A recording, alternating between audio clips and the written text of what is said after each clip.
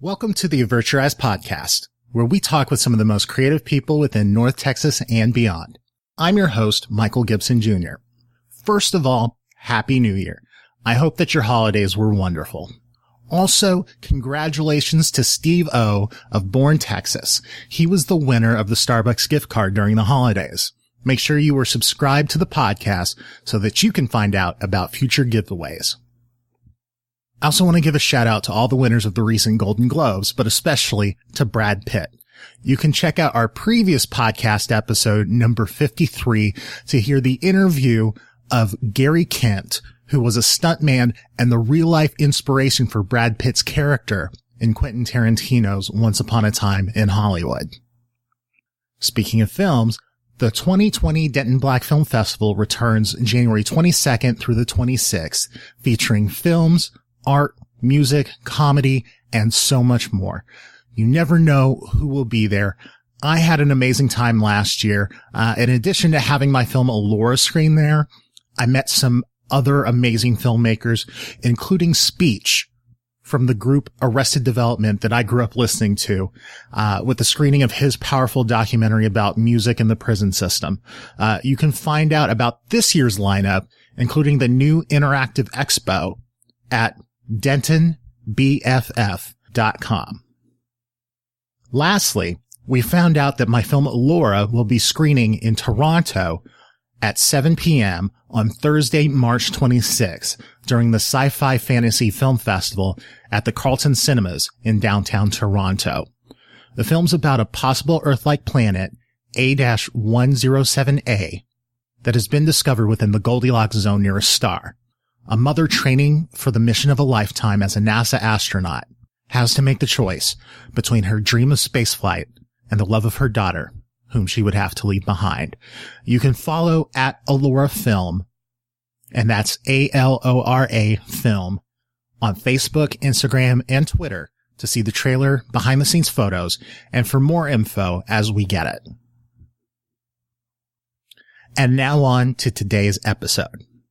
Located in the heart of Dallas, Texas, the Perot Museum of Nature and Science delivers exciting, engaging, and innovative visitor and outreach experiences through its education, exhibition, and research and collections programming for children, students, teachers, families, and lifelong learners. The 180,000 square foot facility in Victory Park opened in December 2012 and is now recognized as the symbolic gateway to the Dallas Arts District. Future scientists, mathematicians, and engineers will find inspiration and enlightenment through 11 permanent exhibition halls on 5 floors. In partnership with the University of Witwatersrand and the National Geographic Society, proudly announces the fossils of not one, but 2 recently discovered ancient human relatives, Australopithecus sediba and Homo naledi, which are currently on display in the U.S. from South Africa for the first and likely only time to be featured in the limited run exhibition Origins, Fossils from the Cradle of Humankind. The exhibit brings to life years of scientific research tied to the Perot Museum's recently launched Center for the Exploration of the Human Journey, a global hub for education, communication, and research in the study of human origins. Prior to the interview, our next guest, Dr. Becca Peixotto, who is a curator of the Origins exhibit, gave me a guided tour. It was such a powerful thing to come face to face with these special specimens, but it was also amazing to see and experience other museum patrons realizing that Dr. Peixotto not only worked for the museum, but to see their excitement of receiving firsthand information from someone that actually had boots on the ground as part of the team that traveled to South Africa, traversed the cave system, and retrieved the actual specimen that is currently on display at the Perot Museum. I got the chance to meet Dr. Peixotto when Chris Gutierrez interviewed her for a segment of 5 Talk Street. And in talking with her about the exhibit after that show, I knew I just had to get her on this show. We discuss what led her to becoming an archaeologist, the exhibit that is currently on display through March 22nd, and so much more on episode 54 of the Avert Your Eyes podcast. Consider yourself warned. My name is Becca Peixotto. I'm an archaeologist, and I work at the Perot Museum of Nature and Science. And where are you originally from? I don't have an answer for that question. My family live in Maine. I read that you used to play around in your grandmother's backyard excavating. Yeah, when I was young, my grandparents had a farm in Vermont, and I would go spend a lot of time with them. And I loved digging up stuff out of the yard. We had a little museum in the garage, and it was a fun thing to do. But it hadn't occurred to me that you could be an archaeologist, like for real, as a job in real life. I didn't know any. You see them on the movies, but that was about it. So it's been one of those things that's been interesting to me, but I hadn't even thought of pursuing. Now, at what point was it that it clicked for you, that it was something to actively pursue? Yeah. I went back to graduate school in 2011. I was going to study anthropology, and as part of that, I had to take a course outside of what I thought was going to be my specialty, and I took this archaeology course, and it was like light bulbs going on, that here was a place that I could study history, I could study people, do things outdoors, solve mysteries, do research, do all the science I was interested in, and also get to work with some really cool people. So I shifted what I was going to do in graduate school straight over to archaeology and haven't really looked back. It's been great. Now, what was it that made you want to become a scientist? Gosh, I think science is about curiosity and wondering about the world around you, right? And right. Whether that's social science and being interested in people, or if that's the hard sciences or sort of the other sciences, right? And being interested in chemistry and physics and those kinds of things, right? It's about curiosity, and I'm certainly curious. I want to know things. What was it that you originally were going to study before you made that pivot? Yeah, when I came back to graduate school, back when I went to college first, out of high school rather, I wanted to be an astronaut. Right? I was studying engineering, and had my declared major was engineering, and so I was really interested in science. I have a background in science, but then life happens and other things come along, and so you graduate with a different kind of degree. And when I went back to graduate school, I'd been working in outdoor education and wilderness education for a long time, and I'd been working with a program that brought veterans of Iraq and Afghanistan on wilderness expeditions. Wow. So I thought that I was going to go back to graduate school and study anthropology and be able to, do policy or something for this program that I was really, really enjoyed working for. And then I quickly realized that there was a lot of things that one needed to be able to do that kind of work that was less interesting and less passionate for me. And I found archaeology, and I think the connection there is archaeology is part of anthropology, right? And one of the things that was, a connection for me there was about being interested in people and how people are interacting in the world, right? And so with what I was going to study was about how people are interacting in the world now. And what I do study is how people are interacting in the world in the past, and how that can influence our present and our future as well, right? We don't just study archaeology because it's cool to dig up old stuff, but there's stories that we can help uncover that can help us learn more about who we are as humans and where we might be going and how to deal with the kinds of things we're dealing with now. Now, sort of looking back through history, is there a particular time frame that interests you the most, and why? Yeah. So my Ph.D., my dissertation, and my master's thesis actually as well are on a site in the Great Dismal Swamp in southern Virginia. And the Dismal Swamp still exists, or parts of it do. It's now a national wildlife refuge. But at the time of European colonization of the eastern seaboard, it was a massive swamp that, frankly, the white Europeans weren't too keen on. They didn't like it. And so as Native Americans became disenfranchised, as indentured servants decided they didn't like their situation, and as enslaved Africans also decided they didn't like their situation and wanted to change it, different groups of people came into the swamp because it was a place that the white people wouldn't go.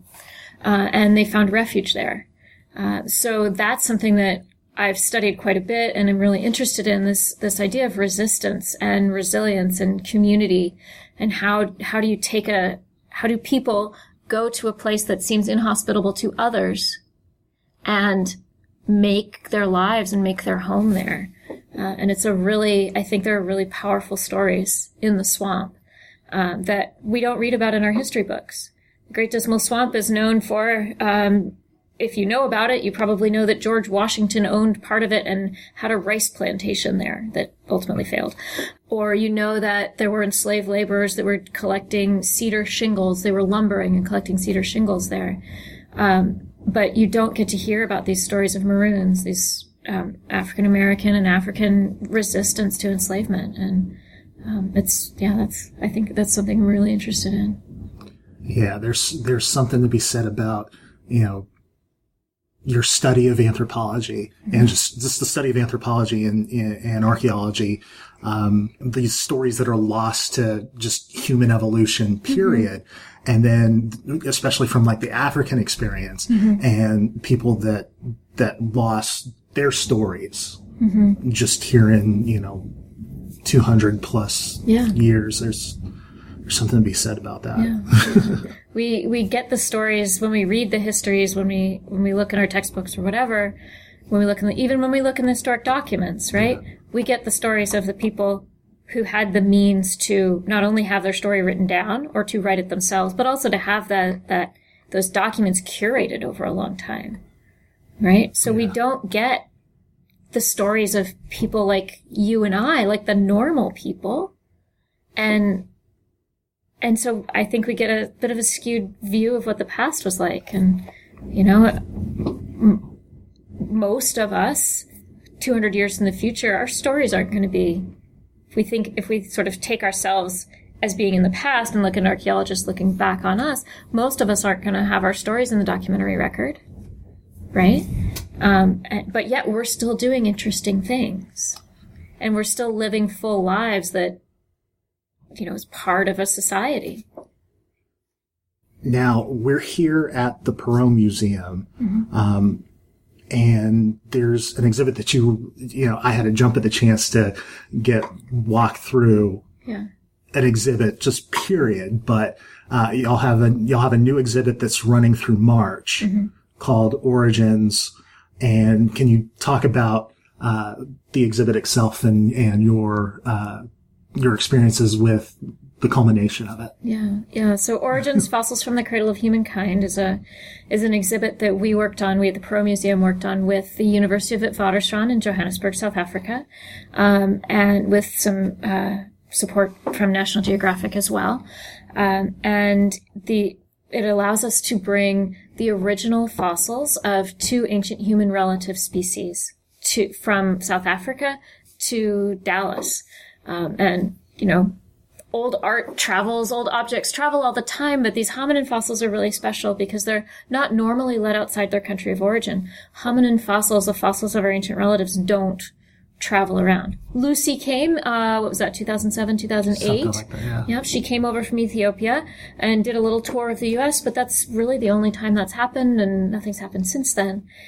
So through our partnership with Wits, and through the connections that I have and the museum has with Lee Berger, who's the lead investigator on those two projects, and my role as one of the excavators for Homo naledi, we were able to work with the government of South Africa and the university to borrow these fossils for a period of 6 months to have them on display here.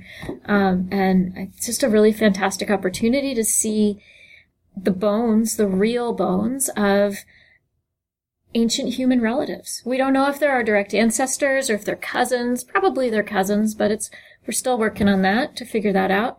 But, this is part of our shared human history. And we get to see the real thing, not a cast, not a model, the actual 2 million year old object and the actual 300,000 year old object.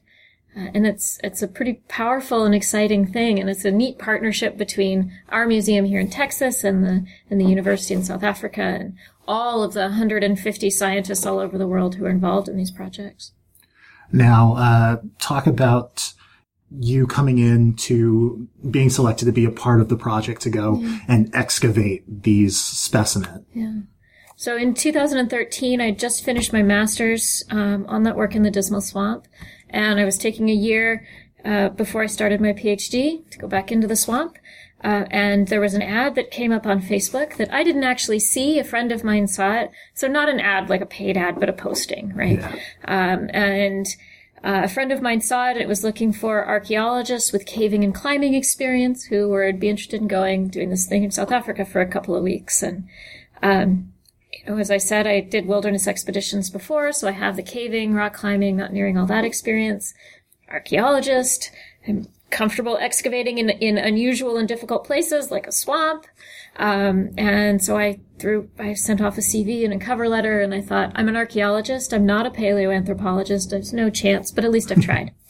And then, a week or so later, I get an email. I set up a Skype phone call, interview. And then, 3 weeks after I sent my CV, I think I was on the ground in South Africa getting ready to go underground to dig up these fossils. And I was part of a team of 6 women. It just happened to be women who were selected to do the excavation. And we worked really closely with the local South African Caving Society, who helped provide some safety support and so forth for us. And over 3 weeks, we excavated 1,200 or so fossil specimens, which 1,200 doesn't seem like that much, but when you think in terms of hominin fossils, that was more than had been collected in southern Africa in the previous 80 years. So that was a lot, and we did that in 3 weeks. Wow. And there's way more still underground, and we continue to work underground. My colleagues right now, January. My colleagues are still on summer holiday, but for the last month or so, they've been working 1 day a week in the Rising Star Cave, sort of at this project we have on, sort of ongoing project, and looking forward to getting back to do some more research with the fossils. It's neat. Now, you said y'all were working there initially for during a 3-week period. Mm-hmm. What was that? What did that look like? Yeah. We thought when we all flew to South Africa, those of us that were not local, when we all got there, we thought we were going into this cave to excavate a handful of bones of some species that we already knew about as scientists, right? And it turned out pretty quickly. We realized that was not the case. That the few bones that we were able to see in the initial photographs were just the tip of the iceberg, and that there was way more there, and it was a species we didn't know.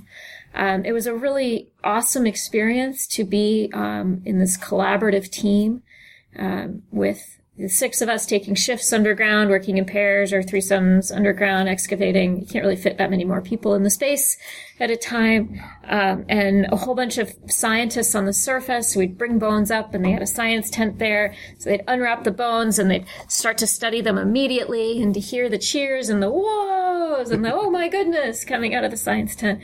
It was really neat. And unusually for paleoanthropology and really sort of for archaeology in general, there was a lot of social media happening during that 3-week expedition. So I was not, but other people were live tweeting what we were finding and sort of the process of the science. And in paleoanthropology, that was unusual. Paleoanthropologists have been known for being really protective of their finds and not wanting to share their process or share what they found, even with other scientists. And here we were flinging the doors wide open and saying, okay, we're not going to tell you necessarily everything that we're learning because we don't know if it's right yet. Science is an iterative process, right? But we're going to share this whole process with you, from who's doing the excavation to what are we doing as we excavate to what happens to the bones as they come out. And then, 2 years later, the scientific papers came out describing the species in detail, which took 2 years and, 60 people working for 6 weeks straight in order to do that analysis. But in real time, though, we were practicing open access, sharing all of this stuff. And we continue to do that when we go for expeditions, over the last 6 years. We continue to Skype with schools all over the world from underground, from the cave. Schools can call in and talk to us and tweet what we're finding and things like that. And I think that's been neat because there's now a community of scientists, but also other people who are following along with this and know some of the stories or, it's neat. And then typically, like, how long in the past when something was like found and then being studied, like from excavation to like studying to like paper, like how long? How long does that process take? 10 years is a number that gets tossed around a lot. So somebody finds something and 10 years later it might get published. Wow. It's a long time. Yeah. Right. And so if you're one person working by yourself, it can take a long time. But if you call in all your friends and your friends' friends and your friends' friends' students and you bring more people into the fold, right, who have different parts of expertise, right, then things can happen more quickly. It's not that there are fewer person hours being devoted to the research. It's that more people are working. And so all that same number of person hours can happen in a shorter period of time, right? Right. Now, what was the experience like crawling through the cave system? Yeah. It's about 99% humidity underground in the Rising Star Cave System. Wow. And about how hot was it? It's in the upper 60s. Oh, okay, that's not that. But it feels warmer because it's so humid. It's dark. It's dusty. It's a lot of tight spaces. But the cave system itself is really beautiful. There are chambers that have tiny little like stalactites on the ceiling that when you shine your headlamp on them, they glisten like stars. It's how the chamber that the cave system's named after, right? There are big, tall stalactites and stalagmites and all kinds of different cave formations like you might think of at Carlsbad Cavern or somewhere like that. There are passages in the cave with names like upside down turnaround, which gives you the instructions of how you should get through it. You have to go in head first and then turn around partway through. There are, it's just a really, really neat cave system to be able to scramble around in. And there's our hominin fossils that we're most interested in, Homo naledi. But then if you, as you're traveling through the cave system in different parts, you can see fossils of other animals in the rock in the side of the cave. It's a really old cave system, and it's been part of that landscape for a long time. When it comes to being an archaeologist, what do you like most? That is a hard question. I know. Yeah. There'll be harder ones coming up. Yeah. Wow. I think, there's so many different things that I like about being an archaeologist. I really like that it's ultimately multidisciplinary, right? That in order to really understand the past, whether it's this ancient past 300,000 years ago or it's more recent past 200 years ago, 250 years ago, we have to we follow lots of different lines of evidence, right? So it's not just that you find one thing and it answers all the questions. You find something and then you might need to analyze its elemental composition. So then you have to either call your friends or learn how to use X-ray fluorescence to understand what elements this object is made out of. You might need to learn about geology or about other kinds of site formation processes. How quickly does dirt stack up where you are? How has the environment changed there? How many other people have been on that landscape since the time you were interested in or before the time you were interested in, right? So I love that it's not very linear. There's lots of sort of rabbit holes to go down depending on what it is you're studying and what you're interested in. Just this morning I was working on GIS for, some mapping of the fossils in the cave system. Right. And so I've spent, a couple hours staring at the computer, but then other parts of my day or other days I might be underground excavating. I love that variety. Now, when it comes to excavating specimen, what are some of the tools that y'all typically use? Yeah. So if you think of an archaeologist, you might think of an archaeologist using a trowel, a metal trowel. And when we're working on the fossils in the cave, we don't use anything metal because the metal will damage the fossils. It'll damage the bones. We use toothpicks and paintbrushes and porcupine quills and plastic spoons. And sometimes we'll use some bamboo tools, like the kind of tools that people who work with clay use for... I don't know what they do with them, but I know that when you buy the bamboo tools, it usually says for clay. So we use those kinds of things. All soft, mostly tools, and all stuff that's pretty easy to get. Right? Often going to the grocery store and buying another box of toothpicks. Now, when it comes to naledi, what do you think is the coolest thing about the research being done on that people wouldn't necessarily know? Or just you keep asking me to pick the coolest, but there's so many cool things. When I met you and you were initially talking about that, I was like, I have to have you on the podcast because I've had all sorts of interesting, crazy, from artists to musicians and stuff. But I was like, I haven't had a scientist on, but this is a very cool find. Yeah. So Homo naledi, when you look at Homo naledi at its skeleton, a lot of people, when we first looked at Homo naledi, assumed, based on the shape of its bones and sort of the combination of features in its bones, that it was going to be a couple million years old. And when we got the dates back from the sort of absolute dating back on the bones and the sediment around it and so forth, it turned out it was 236 to 335,000 years old. So not 2 million years, but practically yesterday, right? And when you look at our own species, Homo sapiens, the first Homo sapiens start to appear around 315,000 years ago. And here's Homo naledi at 300,000 years ago. We weren't alone. And that's really cool, I think. It freaks some people out, but I think it's really cool that we weren't alone on the planet. And when you look at southern Africa, we have Homo sapiens around 300,000 years ago, and we have stone tools on the surface. And we've always assumed, other scientists have always assumed, that those stone tools were made by Homo sapiens, because, of course, we're Homo sapiens, we make tools, woo! And now we've got somebody else on the landscape who has the capability, we can see it in the bones of their hand, they have the capability of using tools, we can see it in the endocast, or the mold of their brain coming out of the skull, that they have development in similar parts of their brain that we do, even though they've got a tiny brain. So they're capable of making and using tools. And they're 300,000 years old. So who's making those tools? That's a cool thing of research that, is going on with Homo naledi. Is it us? Is it them? Is it both of us? Somebody making them and somebody else using them?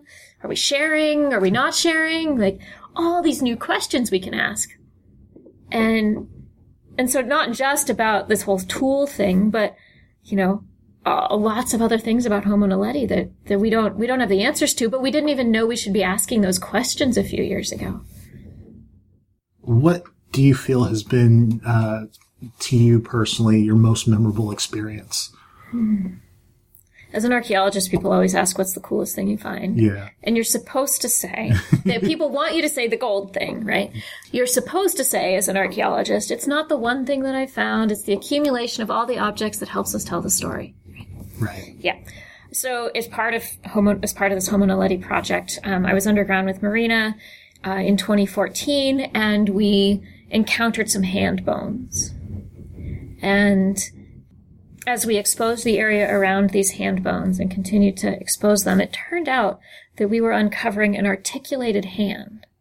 So that it's a right hand, and when we found it, it was laying palm up with the thumb out and the fingers curled in. And it was every bone but one, this teeny little bone in your wrist called a pisiform. All of those bones were there articulated. And that is, pardon the pun, hands down, the coolest thing I've ever found. It's not just some scattered bones. It's an articulated hand laying there, just like it would have been when it had flesh on it. And that find helps us know so much about Homo naledi. Not only do we get to learn how his hand worked, what his hand looked like, but it tells us that at least some of the Homo naledi still had flesh and skin on them when they came into the cave. It wasn't just a bunch of bones that got washed down, because we wouldn't find them perfectly laid out like that if it just sort of tumbled there without any skin on it. And so, I mean, that tells us something. And to see a skeleton or part of a skeleton that looks like what we have laying there, just like it would be if it was one of ours, that was a really neat thing. That's awesome. Now, how many pieces did y'all end up finding in the cave system? We're somewhere around 2,800 fossil specimens now in the cave system. And some of those are whole bones and some of those are bone fragments. And some of those bone fragments fit together to bigger bones, right? But 2,000, we're something around 2,800 or so, numbered fossil specimens, which is really a lot for hominins. And they're thinking about how many completed specimens. Yeah. So those bones represent about a minimum of 22 individuals. So if you do the math, it doesn't quite work out right? Because it's 200 and whatever bones in a human body, and it doesn't quite work out. But again, some of those individuals we have lots of, and some of them we only have a few bones of. And most of the bones are sort of commingled. So it's hard to tell just from, it's not like we have a bunch of skeletons laid out tidily. So we were able to determine how many individuals, by looking across the whole collection and counting up duplications, right? If you've got 2 right femur, that's 2 individuals. And so that's how we figured out how many. Now, overall in the Origins exhibit, what's your favorite part that people need to check out when they come to the Perot? I think one of the things I've really enjoyed people seeing and doing in the exhibit is, obviously when people see the bones, that's really powerful and that's really important, right? You're seeing these original fossils. But one of the things I really get a kick out of is, we have a mock-up of part of the cave system in the room that talks about the rising star discovery. And you can, some people will just stick their arm in this narrow space because that's all they feel comfortable, and some people will try it. And I like that because I hope that people are trying to put themselves in the position of a scientist and think about, could I do this? What does it take to do this? Maybe it's not just for doing it for science, but for fun, or just challenging themselves a little bit in that way. I think I love to see people doing that. And the little kids are like, I'll never fit. And then somebody else realizes that, you can crawl through instead of walking through. It's just a neat interactive piece. Now, you said that they are continuing to excavate the area. Is there a time frame as far as how long it'll take to clear out the area? If we were trying to clear out the whole cave, it would take us years. Yeah. We're not trying to.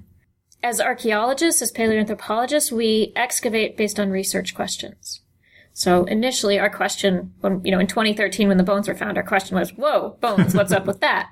Right. And now we have more refined questions. As we've learned more, it's enabling us to ask more detailed questions. So we're not just excavating because we want to dig holes, although that's fun.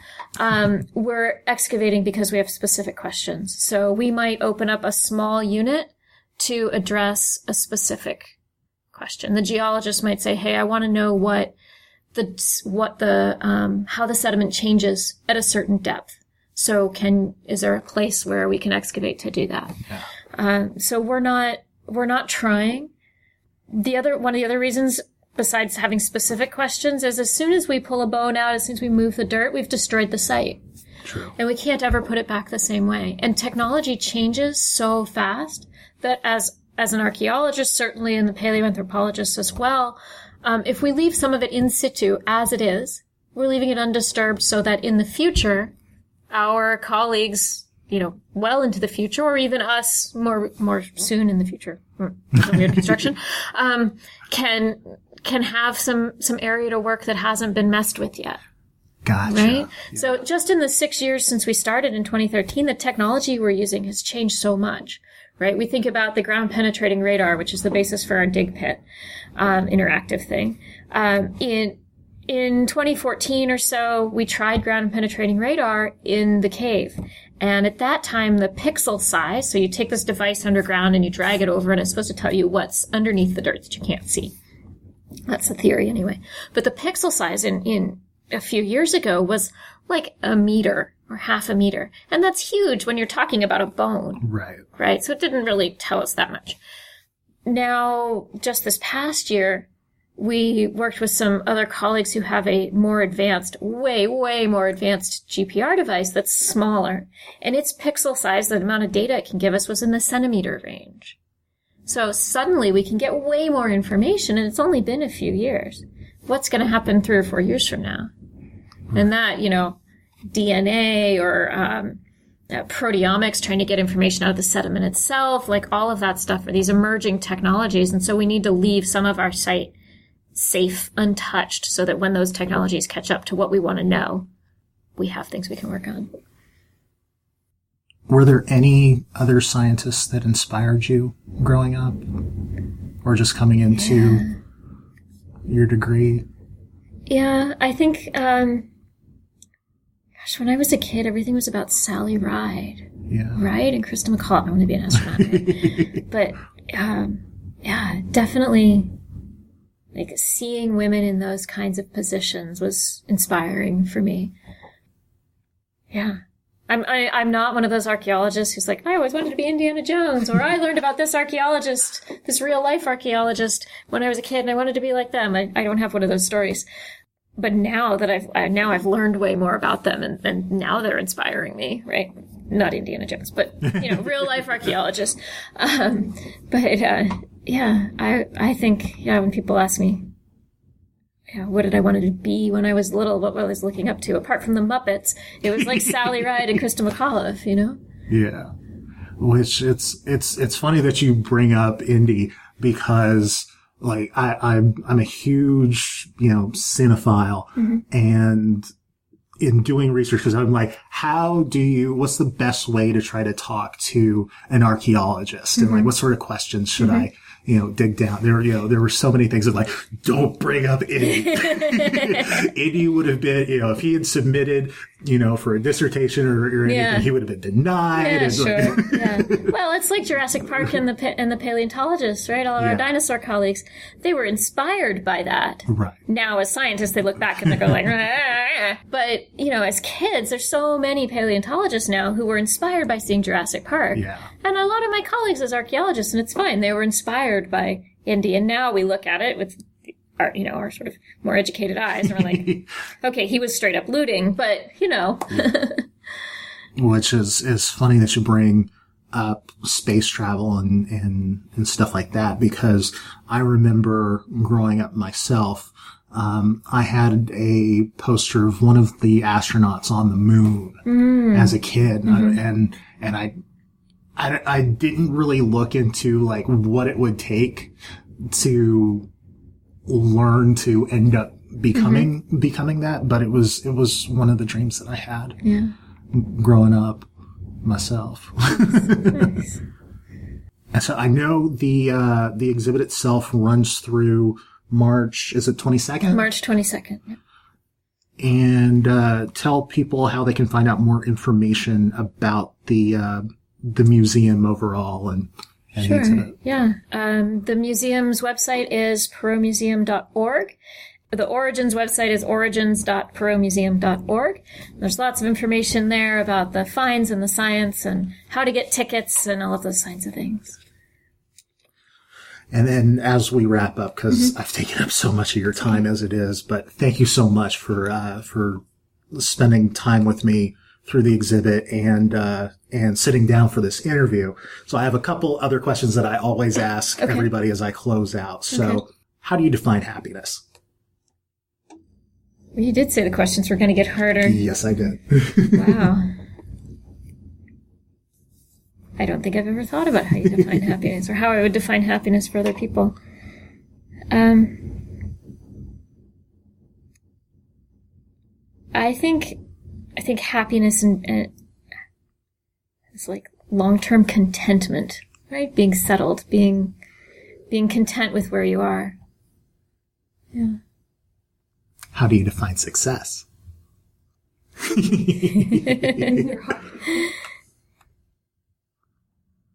Gee, are you like my Ph.D. committee or something? I think it depends on what you're doing, right? Like, if I'm going rock climbing, success is climbing so I can climb another day, right? It doesn't matter if I've gotten to the top or if I've been the fastest or the most cool doing it. It's climbing so I can climb another day. If I'm doing archaeology, success is being able to having done everything ethically and with being as true to the science as I possibly can, right? Right. Yeah. That's a hard one. Overall, what has your work in archaeology taught you? Overall, my work in archaeology has taught me that the past is so much more interesting, and that more interesting than we think it is, right? And that the study of the past can help us make better present and future. Whether that's because the act of studying it, working on these scientific teams, brings us together and we make discoveries and push science forward in ways that impact us outside of just studying the past, or whether that's learning from our mistakes or learning how people were successful in the past and how we can apply that. What would you say to somebody that's coming up, that's looking to become one of your peers in the future, and follow in your footsteps to become an archaeologist? Yeah. Don't specialize too early. If there's a class, whether it's at school or some other kind of class that interests you, take it, even if it's not in your major or your sort of field that you think you want to go in. If that course about rock climbing interests you, take it, because you never know when it's going to come back and help you. If that course about Russian literature interests you and you're supposed to be studying engineering, take it, because you never know if you're going to be later on working with other people that gives you something to talk to them about, or it's going to help you out. I mean, I've seen that in my own studies, that I took all this chemistry and stuff a long time ago, then I went and led wilderness expeditions, and now I'm an archaeologist, and all that chemistry is coming in really handy, right? And all that physics and everything's coming in really handy now. So be curious, I guess is what it comes down to. What would you tell your younger self? It's going to be okay. Just go with it. Is there any question that you feel like I didn't cover, or I'm trying to give you an opportunity? Is there anything that you feel I missed or you want to talk about? I think we've covered it pretty well. I think that it's important for young people and grown-up people as well to see themselves reflected in the science.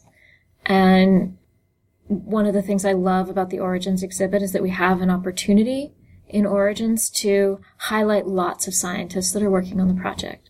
Women and men and people of color and people of other genders and people of different ages and people from all over the world. And I hope that that's something that visitors can come and see and read about some of the scientists and the work that they're doing and say, and see themselves or see something they're interested in it. I think the Perot itself does a really good job of doing just that, as far as like getting it with the interactivity of the exhibits that they have coming through there, where people can get hands-on, and especially seeing the children digging into it and hopefully unlocking that, hey, this could be something that I could do down the line. Yeah. So, Dr. Peixotto, thank you so much for sitting down with me. Thank you. It's been a pleasure. It's been fun. Thank you. That's the podcast. Thanks again to Dr. Peixotto for sitting down with me, and for the staff at the Perot Museum for helping to make this happen. If you've never been to the Perot Museum, I highly recommend it. I will have photos and more information about the Perot Museum and of the exhibit Origins, Fossils from the Cradle of Humankind in my show notes for episode 54. You can keep up with the Avert Your Eyes podcast and check out past episodes as well by visiting our website, avertyoureyespod.com.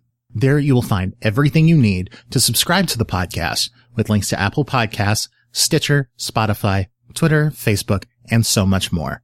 Again, go to www.avertyoureyespod.com and don't forget to leave a comment or review.